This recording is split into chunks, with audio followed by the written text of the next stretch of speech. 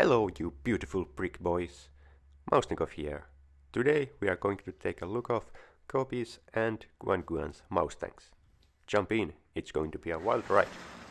Slow, yes, but wild. Here are the physical dimensions of both vehicles. They are the same vehicle in the same scale, so naturally they are similar size as well. QuanGuan's mouse is overall slightly bigger, but especially the turret is more substantial. So much bigger in fact that it's a bit out of proportions. So a point for Cobi for getting the dimensions more accurately. Now both tanks have their guns at maximum elevation. Cobi's mouse can raise its guns noticeably higher. On the lowest depression, there's less difference. In my use, Cobi's cannon has become more loose and it no longer wants to stay in any of the middle positions. That's unfortunate. Luckily, it's possible to cheat a little bit by raising the middle deflector shield and resting the main gun on it.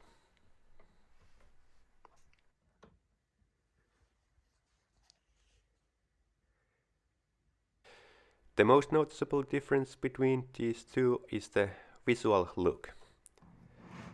Oops, there goes an antenna. You probably want to fold down the antennas if you are planning to rotate the turret with QuanGuan's mouse. Cobi has the common grey look of a German tank, while QuanGuan has managed to create an outstanding camouflage pattern. Cobi's mouse does have some equipment on the sides and on the engine deck to spice up the look. Because of the camouflage pattern, QuanGuan's mouse has almost double the piece count of nearly 3000 compared to the Cobi's sub 1700 or 1600 depending on the edition. Both mouses have an openable crew hatch above the driver's compartment. Cobi's mouse has more raised profile for the deflector shields and curved part of the exhaust pipes looks better. QuanGuan's mouse does have the dual antenna system, which is a nice visual addition. Something about structural weaknesses. The weakest part in the Cobi's mouse structure is the attachment method between the upper and lower front glasses. If raised from the sloped front armor, the construction often comes loose. The gravity will hold up the upper plate in place, but it's still a small annoyance to fix it, and the operation requires two hands.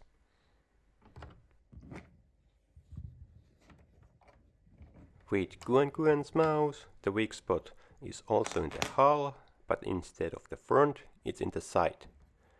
With shallow connection knobs and slight warping of the plates, this results the side cover often falling completely off. The issue isn't helped by the vibration caused by moving the vehicle on its tracks. In the rear, the most notable feature is the large external fuel drum on both vehicles. Cobi's being bigger and mounted on higher position. Cobi's mouse also has the small hole parts above the tracks, which QuanGuan's mouse is lacking completely. QuanGuan's mouse also has one extra towing hook into the lower classes. QuanGuan's fuel barrel can move slightly around its attachment points, while Cobi's has more stationary approach.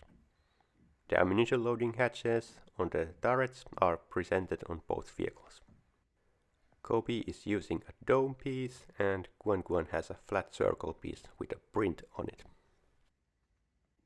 Even on a smooth surface, both vehicles' tracks are working quite nicely.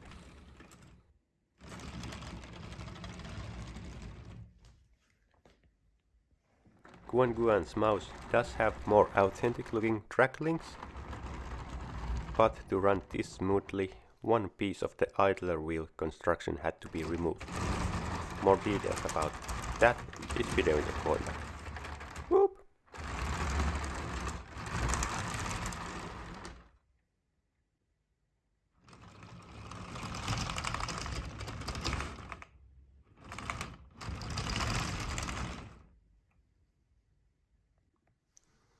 When raised from the ground, the QuanGuan's tracks have more slack to them than Cobi's mouse.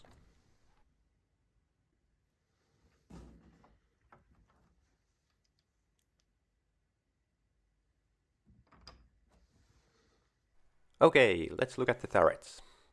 Cobi's mouse, with its larger elevation angles, has a bigger gap between the turret and the gun mantlet. But this gap closes when the gun is on the high elevation. QuanGuan's cannon has extra set of walls with additional crossbeams, unlike Cobi's mouse. The turret has smaller gap in the gun mantlet, but overall shape of the front armor is a bit off with a noticeable vertical area in the center area. Machine gun firing port is printed on one of the pieces, while Cobi's mouse is lacking this feature. On the turret roofs, both tanks have the commander's periscope, gunner's sight, 2 ventilation housings, 2 crew hatches, and firing port for the smoke and flare. QuanGuan's mouse comes with another periscope, but I have replaced it with a machine gun here. The gunner's periscope is way more accurate on Cobi's model. Crew hatches can be opened. Cobi's hatches raise up and rotate, while QuanGuan's pivot around the hinges. Cobi's mouse's turret has no problems rotating. On the low elevation, the gun barrel makes contact with the rear fuel tank, but it doesn't cause issues. With QuanGuan's mouse, the antennas need to be folded down before rotating the turret, otherwise the main barrel will send them flying faster than a dive-bombing Stuka. Otherwise the turret spins just fine. The turret roofs can be removed with relative ease to expose the turret interiors.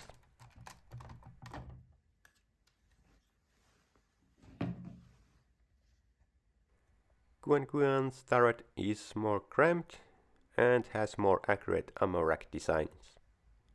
The 7.5 cm rounds ammo rack is done with a printed piece. There are plenty of details in the turret, like the gun breech and control wheels for the gun.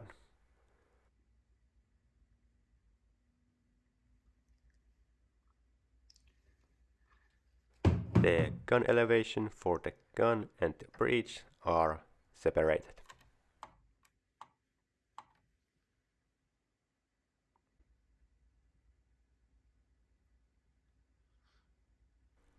Cobi's mouse's turret is a lot roomier, more fitting for playing around. The breech slide is not connected to the gun, but rather stuck onto the floor. The gun controls have some representation on the left side of the turret, and the smaller 7.5 cm round ammo rack is simplified quite noticeably. The breech is connected to the gun itself, so it elevates with it. There are some extra equipment stored into the back of the turret. Alright, time for a T-72 simulator and pop off some turrets.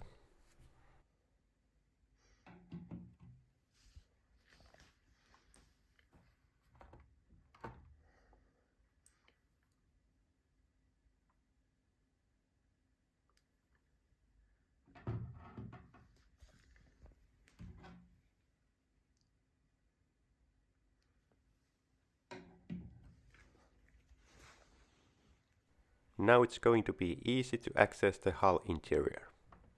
Just like the turret roof, the hull roof is designed to come off. But the hull roof is in multiple sections. Cobi's mouse doesn't have interior below the turret. Next, QuanGuan's mouse hull.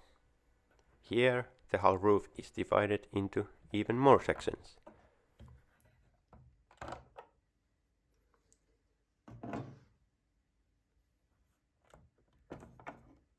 This time there is interior for the hull under the turret, but the smaller section in the rear, where the electric motors would be, is lacking interior.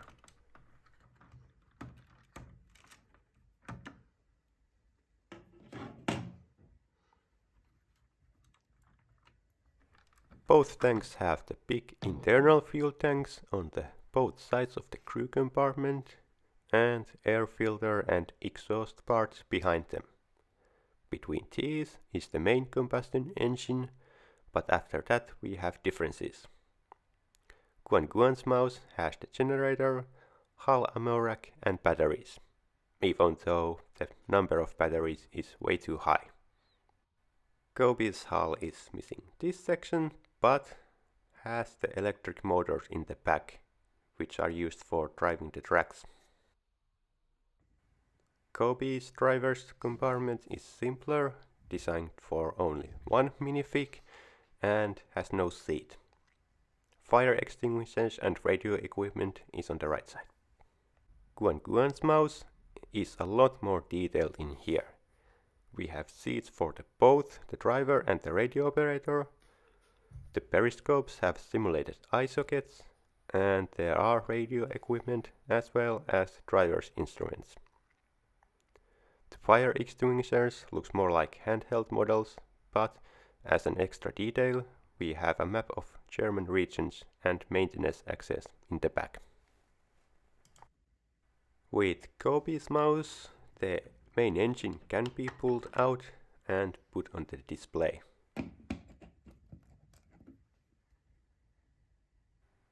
With QuanGuan's mouse, this isn't possible as the engine is partially fused with the hull bulkhead.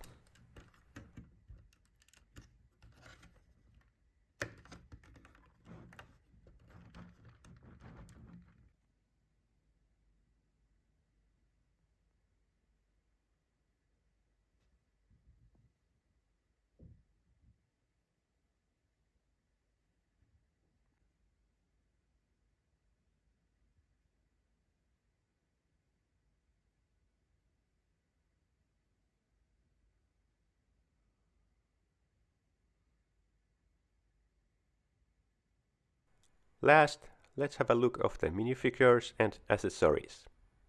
Here is where the difference between standard and limited edition mouses comes out for Cobi. The one in this video is the limited version, so it comes with 5 minifigs instead of only 2. Also, the standard edition doesn't come with as much extra items as the limited edition, like the ladder, wooden mouse post, nameplate, engine stand and a workbench. Noticeable also is the historical character Ferdinand Porsche, the designer of the camouflaged mouse. QuanGuan's mouse doesn't have multiple editions, so you always get the 6 minifigures, which are similar to Lego minifigs, and tons of accessories. 2 minifigs have black tank uniforms, 2 have grey infantry uniforms, and the remaining 2 have camouflage uniforms. Most of the accessories are weapons and ammunition.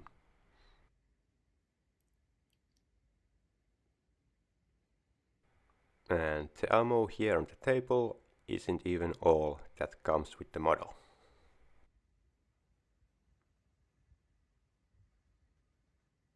That covers my comparison between Cobi's and QuanGuan's mouse tanks. I know I didn't get all the details here, but I'm happy to give answers to your questions in the comment section below.